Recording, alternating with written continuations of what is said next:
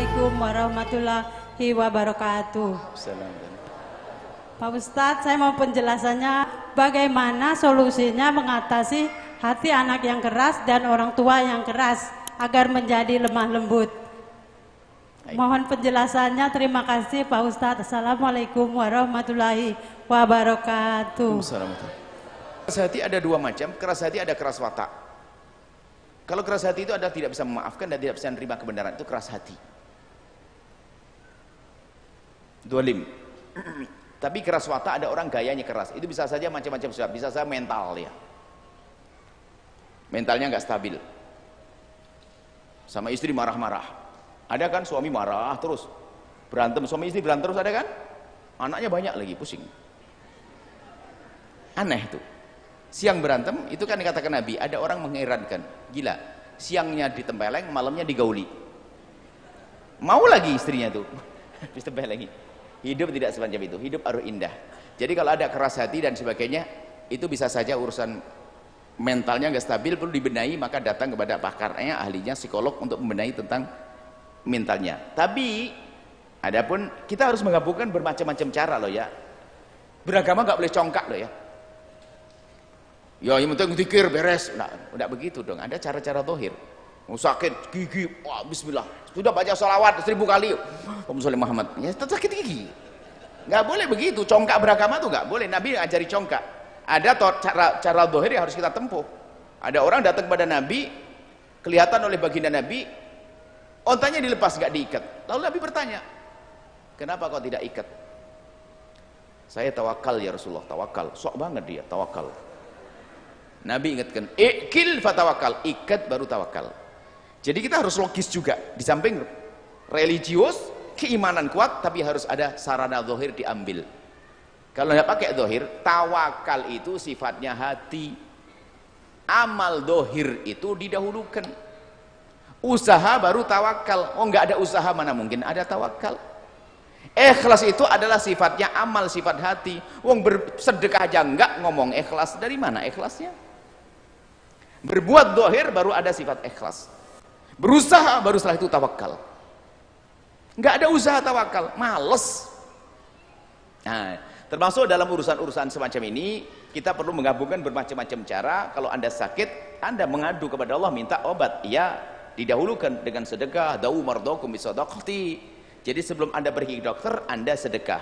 Itu anjuran Nabi. Jadi jangan Anda hanya mengandalkan dokter saja, andalkan Allah. Tapi pergi dokter itu perintah Allah, fas'alu ahla dzikri in kuntum la ta'lamun. Anda datang pada dokter, tapi jangan sok nggak mau kepada Allah. Atau sebaliknya, hanya zikir, mentang-mentang begini. Ini adalah uswami pelit. Sudahlah, Allah yang menyembuhkan. Zikir dengan Allah sembuh. Ada. Ini sok banget. Hidup kok sok begitu. Jadi kita perlu sarana zahir, barangkali ada masalah psikologi. Karena kalau orang punya masalah psikologi itu nular. Dengan bapak keras terus sering marah-marah kepada anak, juga stres pusing, besok jadi marah. Kita perlu juga menggabungkan antara keimanan yang kuat dengan kesadaran ilmu pengetahuan, teknologi dan sebagainya. Ya, kita sering kan ada rekonstruksi ilmu dan sebagainya, islamisasi ilmu dan sebagainya. Kadang-kadang ada kecongkaan dalam beragama. Uang orang berbicara tentang bagaimana menciptakan satu obat yang non kimia tidak membahayakan, anti wereng misalnya, kehebatan anti wereng.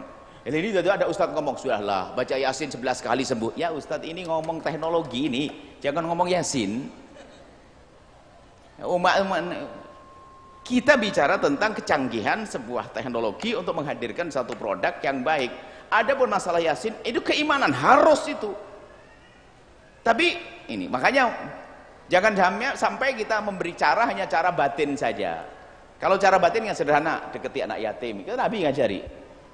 Man ahabba ayyulayyan qalbu falyutri minhu yatima. Kalau Anda ingin dilembutkan hati Anda, dekatkan kepada Anda anak yatim. Falyamsah ra'sah, usap kepalanya. Jangan sampai di sini, diusap tok kepalanya pusing itu anak yatim.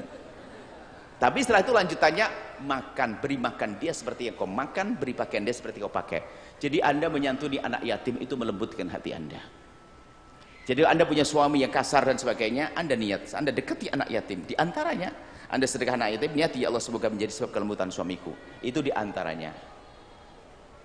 Kemudian juga di antaranya cara juga, ya, anak kok keras dan sebagainya, karena keras itu biasanya kita mendahului keras. Anda berubah cara berbicara dengan anak. Kalau mengingatkan mungkin Anda peluk dulu, mungkin tidak pakai suara, ganti dengan bisikan di telinganya. Ini kan cara zahir ya. Mintanya kepada Allah. Jadi Anda tidak perlu marah, kamu harus begitu, udah boleh. Enggak. Tinggal peluk, sayang. Sayang, dipeluk, bisikkan di telinganya. Maka itu akan berubah, itu cara-cara. Minta kepada Allah iya. Jadi yang apa tadi? Sedekah untuk anak yatim. Santuni anak yatim untuk dilembutkan hati. Santuni anak yatim dilembutkan hati. Kemudian dekatlah dengan orang-orang yang lemah. Orang sakit, orang cacat, orang tertindas dan sebagainya, maka itu melembutkan hati. Kalau sudah hatinya lembut dengan mereka, maka ketahuilah nanti akan mudah lembut dengan yang lainnya. Nah, seperti itu ya, itu diantaranya. Kemudian setelah itu ya pergi ke psikolog, barangkali punya mental yang bermasalah. Orang suami istri enak-enak kok tiba-tiba marah-marahan, kan aneh.